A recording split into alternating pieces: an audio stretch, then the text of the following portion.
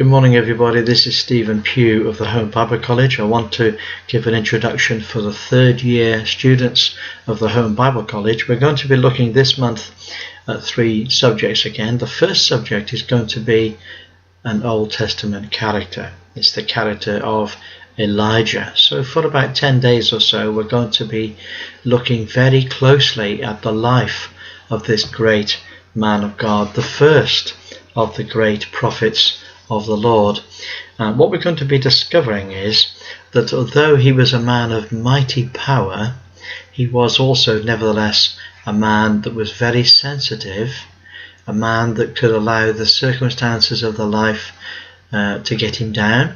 He was a man of similar feelings as what we all are, and yet he was a great prophet of the Lord. So there we are. This is the great man Elijah. And we see in his life that the very first act that he ever did was to pray. But he wasn't praying for blessing upon Israel.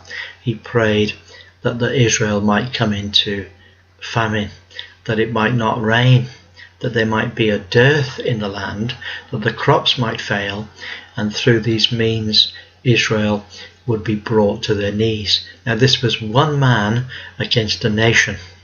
This was one prophet of the Lord against 400 priests of Baal. How is he going to bring a victory? How is he going to convince the children of Israel to end this false cult that had been risen up in Israel? And this one man goes against the whole nation and goes against the king all by himself.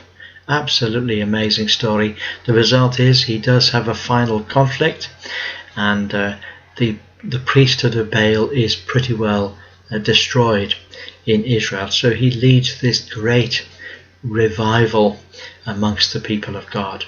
And yet he's a man of flawed character, and a man who is sensitive, and a man who could be afraid. Wow. What a man of God. We're also going to be taking a look at the subject in the middle of the month of the work of Christ.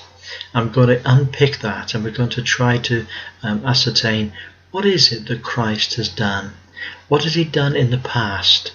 What is he doing in the present? And what is he going to be doing in the future?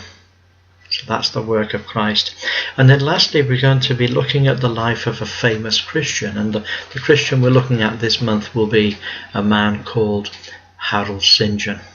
Now, Harold St. John was a man of the English aristocracy, a man who was denied the opportunity to ever go to university.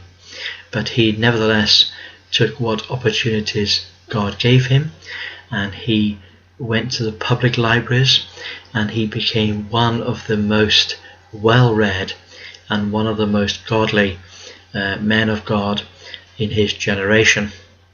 He died in the middle of the last century, but he was born in the 1800s, so he was certainly a man of the Victorian age.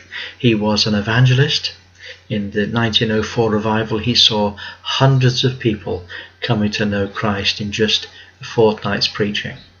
He also was a Bible teacher par excellence, a man with a fantastic understanding and appreciation of the scriptures. People used to queue up to go to the meetings where he would be explaining the scriptures. He also was a missionary.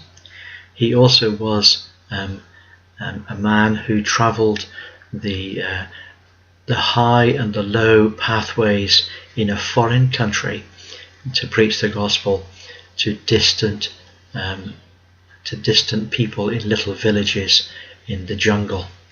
What a great man. He also later in his life was called upon by the Lord to be a teacher in a girls' school for missionaries' children in Wales. And then in the latter part of his life, he then travelled the world. He travelled all over the world, to all the continents of the world, as a travelling Bible teacher. So what a great life, what a great adventure, what a great example as a husband and as a father and as a Bible teacher. and as an elder. I'm sure people are going to fall in love with this man. He is one of my great heroes of all time. So we look forward to coming this journey with you in this month, and we look forward to catching up with you online. Have a great day. God bless you. Bye for now.